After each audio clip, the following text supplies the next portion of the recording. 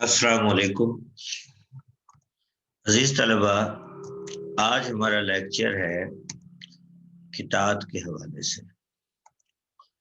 کتاب کے شاعر کا نام مرزا محمود سرحدی ہے۔ مرزا محمود سرحدی 1913 میں پیدا ہوئے اور 1967 میں انہوں نے وفات پائی۔ ان کا اصل نام عبداللطیف تھا اور ان کا تخلص محمود تھا، اس لیے وہ محمود سرحدی کے نام سے مشہور ہوئے۔ وہ مردان میں پیدا ہوئے۔ سب سے پہلے انہوں نے فوج میں ملازمت اختیار کی، بعد ازاں فوج کی ملازمت کو ترک کر کے محکمہ تعلیم میں آ گئے اور ہیڈ ماسٹر مقرر ہوئے۔ آپ نامور طنز و مزاح نگار تھے۔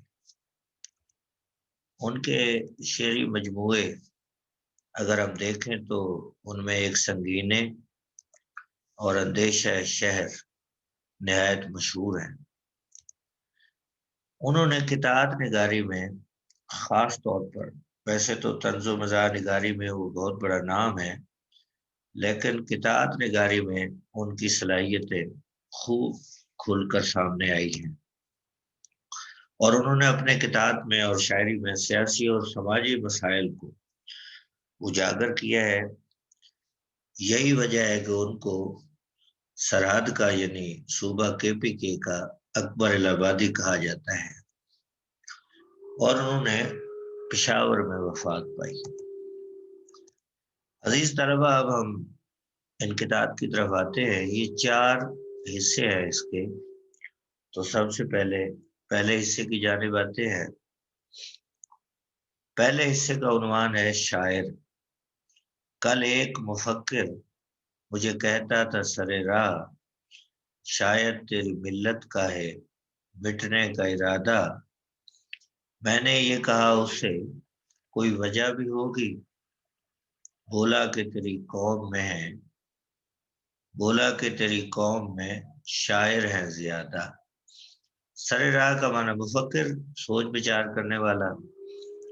سرے راہ چلتے راستے میں، ملت قوم، اس کا مفہوم دیکھتے ہیں۔ شاعر کہتا ہے کہ کل ایک مفکر مجھے راستے میں کہنے لگا کہ شاید تیری قوم نے مٹنے کا ارادہ کر لیا ہے۔ میں نے پوچھا کہ آپ نے یہ پیش گوئی کس وجہ سے کی ہے، یعنی اتنی بڑی بات کر رہے ہیں تو آپ کو یہ گمان کیسے گزرا؟ تو اس نے کہا کہ تمہاری قوم میں شاعر زیادہ ہیں۔ عزیز طلبہ، اگر ہم اس قطعے کو دیکھتے ہیں تو اس میں سب سے پہلے شاعر نے ایک مفکر سے ملاقات کا تذکرہ کیا ہے جو اسے راہ چلتے ہی مل گیا۔ تو راستے میں جب اس کی شاعر کی مفکر سے ملاقات ہوئی تو مفکر نے اسے کچھ بات کی۔ تو اس پورے قطعے کے اندر ہم دیکھتے ہیں کہ شعراء کی انہوں نے مذمت کی ہے، لیکن یاد رکھیں کہ شاعر کی مراد تمام شعراء نہیں ہے۔ پہلا فرق سمجھ لیں۔ دنیا کی اگر تاریخ ہم دیکھیں، ادب کی تاریخ، تو قابل تعریف شعراء بھی موجود ہیں، اور ایسے شعراء جنہوں نے اپنی قوم کی سربلندی میں بہت زیادہ کردار ادا کیا اور تاریخ میں ان کے نام روشن ہیں۔ تو یقیناً اس قطعے کو پڑھنے کے بعد یہ پہلی غلط فہمی دور کر لیجئے کہ اس کو پڑھنے کے بعد ہماری توجہ جو ہے وہ ان بڑے شعراء کی جانب نہیں جانی چاہیے کہ شاعر کی مراد جن شعراء پر طنز ہے ان میں مولانا رومی، جامی، عمر خیام، اقبال، حالی، اکبر جیسے اور بھی بڑے نام ہیں۔ یہ وہ لوگ ہیں جنہوں نے قوم اور ملت کی تعمیر میں ایسا کردار ادا کیا ہے کہ تاریخ میں ان کے نام روشن ہیں۔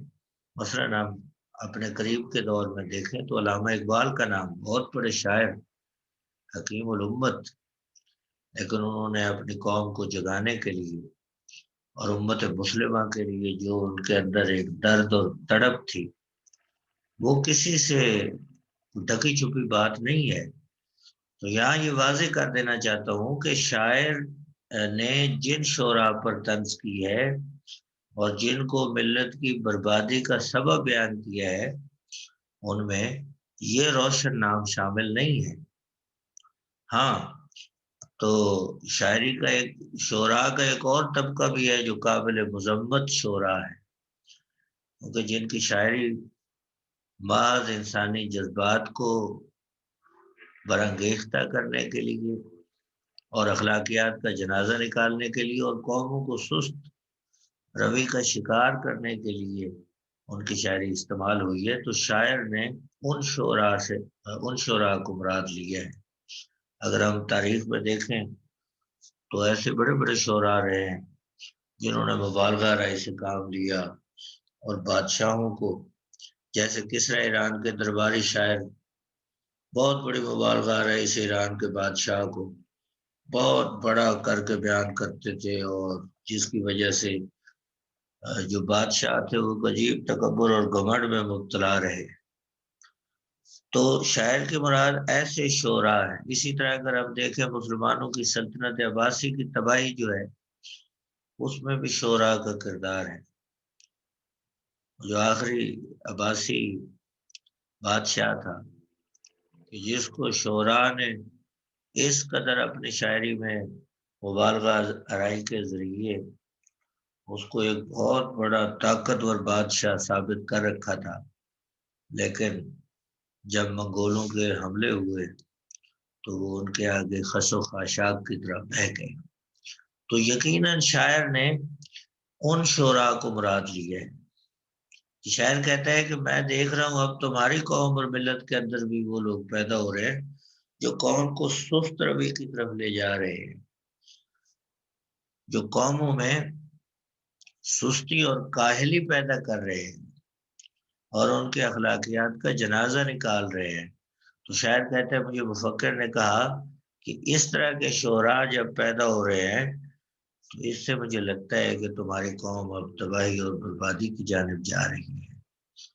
اور یقیناً یہ وہ شعراء کی قسم ہے جس کی قرآن مجید میں بھی مذمت ہے اور ارشاد ہوتا ہے اور شعراء کی پیروی گمراہ لوگ کرتے ہیں۔ ایسے شعراء خود بھی گمراہ ہوتے ہیں اور لوگوں کو بھی گمراہ کرتے ہیں، اور انہی کے بارے میں شاعر نے کہا تھا کہ ان برے اشعار کا یہ اثر ہے، قوم بربادی کے نزدیک آ گئی۔ تو ایسے شعراء کے کلام کے ذریعے نوجوان نسل، ان کا کردار بھی خراب ہو رہا ہے اور اس کے ساتھ ساتھ ان کی صلاحیتوں پر بھی برا اثر پڑ رہا ہے۔ تو یہی شاعر نے اسی جانب اشارہ کیا ہے کہ مجھے مفکر نے کہا کہ لگتا ہے کہ تمہاری قوم جو ہے اب تباہی کی طرف جانے والی ہے، کہ اتنے زیادہ شعراء مل کر اس قوم کو سست اور قائل بنا رہے ہیں۔ اچھا، ایک بات اور بھی ہے کہ شاعر عموماً جو ہوتا ہے وہ ذرا محنت اور جفا کشی اس کی طبیعت میں موجود نہیں ہوتی۔ وہ ہوائے کے لیے تعمیر کرنا، خیالی باتیں کرنا اس کا کام ہوتا ہے، اور وہ زمین پر کھڑے ہو کر اپنی شاعری کے ذریعے آسمان سے ستارے ضرور توڑ رہا ہوتا ہے اور سمندر کی گہرائیوں سے موتی نکال رہا ہوتا ہے، مگر زبانی کلام عملی طور پر کچھ نہیں کر پاتا۔ تو شاعر کا یہ مطلب بھی ہے کہ اب تو عمل کی زندگی ہے، باتوں کی زندگی نہیں ہے۔ باتیں کرنے والی قومیں کبھی آگے نہیں بڑھ سکتی۔ تو ہمارے ہاں چونکہ خیالی پلاؤ پکانے والے شعراء زیادہ ہیں، تو شاعر نے ان پر طنز کی ہے۔ اور مولانا حالی نے بھی کہا تھا ایسے ہی شعراء کے بارے میں کہ گناہگار وہاں چھوٹ جائیں گے سارے، جہنم کو بھر دیں گے شاعر ہمارے۔ اچھا، یہاں ایک بات اور بھی ہمارے سمجھ میں آتی ہے کہ دوسروں پر طنز اور تنقید کے نشتر چلانا بڑا آسان ہوتا ہے، اپنے بارے میں اپنی خامیاں نکالنا یہ بہت مشکل ہوتا ہے۔ تو جہاں شاعر نے شعراء پر طنز کی ہے تو یہ بات بھی ہمارے پیش نظر ہے کہ شاعر خود بھی تو شاعر ہی ہے، تو انہوں نے اپنے طبقے کو بھی جہاں وہ دیگر طبقات پر ان کی غلطیوں پر نشاندہی کرتا ہے، تو شاعر نے یہ جرت بھی کی ہے اپنے طبقے پر بھی انہوں نے، یعنی اپنے گروہ اور طبقے کے لوگوں کی غلطیوں اور خامیوں کو بھی اجاگر کیا ہے۔ اسی طرح اگلا جو قطعہ ہے اس کا عنوان ہے اخباری اشتہار۔ نوکری کے لیے اخبار کے اعلان نہ پڑھ، جان پہچان کی باتیں ہیں کہا مان نہ پڑھ، جن کو ملنی ہو انہیں پہلے ہی مل جاتی ہے، بس دکھاوے ہی کے ہوتے ہیں یہ فرمان نہ پڑھ۔ اب اس کا مفہوم دیکھتے ہیں تو شاعر کہتا ہے نوکری کے متلاشی نوجوان ان سے مخاطب ہے کہ یہ جو اخبارات میں چھپنے والے نوکری کے اشتہارات ہیں ان کو نہ پڑھ، کیونکہ جن کو ملازمت ملنی ہوتی ہے وہ پہلے ہی مل جاتی ہے۔ اشتہار تو محض دکھاوا اور خانہ پوری کے لیے ہوتے ہیں۔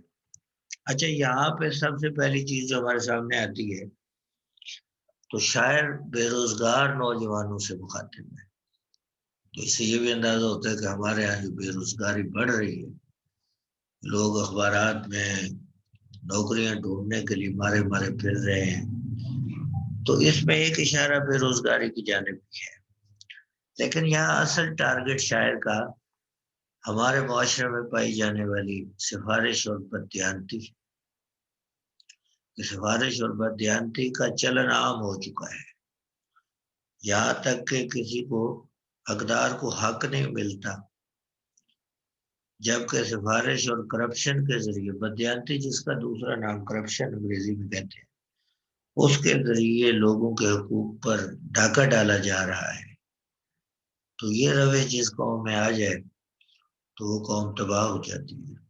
شاعر یہ بتانا چاہتا ہے کہ نوجوانوں کے مستقبل سے کھلواڑ ہو رہا ہے، جس کا حق ہے ان نوجوانوں کو ان کا حق نہیں مل رہا، اور اپنا حق حاصل کرنے کے لیے بھی ناجائز رائے استعمال کرنے پڑتے ہیں۔ تو شاعر نے یہاں یہ بات بتائی ہے کہ ہمارے یہاں طریقہ کار ہوتا ہے حکومتوں کا اور اداروں کا کہ جب کوئی نوکریاں اور وہاں پہ بھرتیاں ہوتی ہیں تو اس کے لیے اشتہار دیا جاتا ہے، اور لوگ اشتہارات کو دیکھ کر ملک کے طول و عرض سے اس کے لیے درخواستیں جمع کراتے ہیں، انٹرویو کے لیے دھکے کھاتے ہیں، اور پتہ نہیں کہاں سے کرایہ خرچہ بندوبست کر کے اس کا، تو اس کے لیے وہ بیچارے پوری کوششیں کرتے ہیں، گھر میں دعا ان کے والدین ان کے لیے دعائیں کرتے ہیں، لیکن اصل میں صورتحال کیا ہوتی ہے کہ نوکری تو صرف ان لوگوں کو ملنی ہوتی ہے جن کی سفارش اور جو اس کے لیے رشوت دے رہے ہوتے ہیں وہ پہلے سے طے ہو چکا ہوتا ہے، لیکن اشتہار محض خانہ پوری کے لیے اور قانونی تقاضے پورے کرنے کے لیے آتے ہیں۔ اور کتنا عجیب مقام ہے کہ لوگ ان اشتہارات کو اصل اور حقیقی سمجھ کر اس میں درخواستیں جمع کراتے ہیں، انٹرویو کے لیے خرچے کرتے ہیں، لیکن ان کو نہیں معلوم ہوتا کہ طاقتور حکمران طبقہ جو ہے وہ کس طرح ان غریبوں کا استحصال کر رہا ہوتا ہے اور ان کے حقوق پر ڈاکہ ڈال رہا ہوتا ہے۔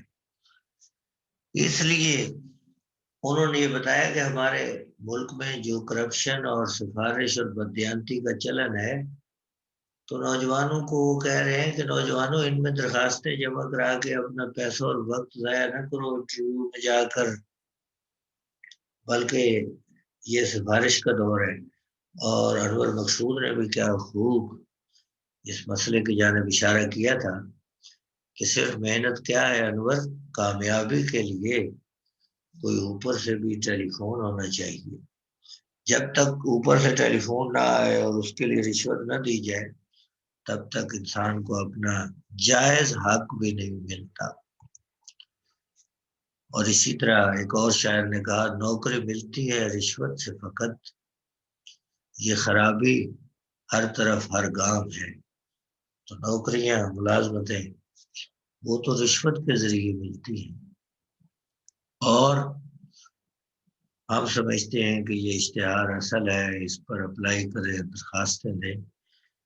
تو یہاں پر اوورآل اس خطے میں انہوں نے بددیانتی، سفارش اور کرپشن کے خلاف بات کی۔ تو یہاں ہم دیکھتے ہیں کہ شاعر نے، چونکہ شاعر معاشرے اور ملت کا نمائندہ ہوتا ہے، اس کی ذمہ داری ہوتی ہے کہ وہ معاشرے کی خرابیوں کو اجاگر کرے۔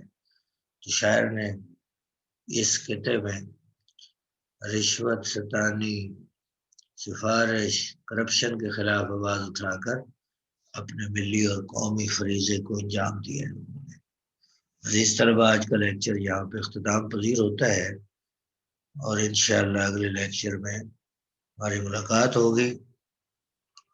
تب تک کے لیے اللہ حافظ۔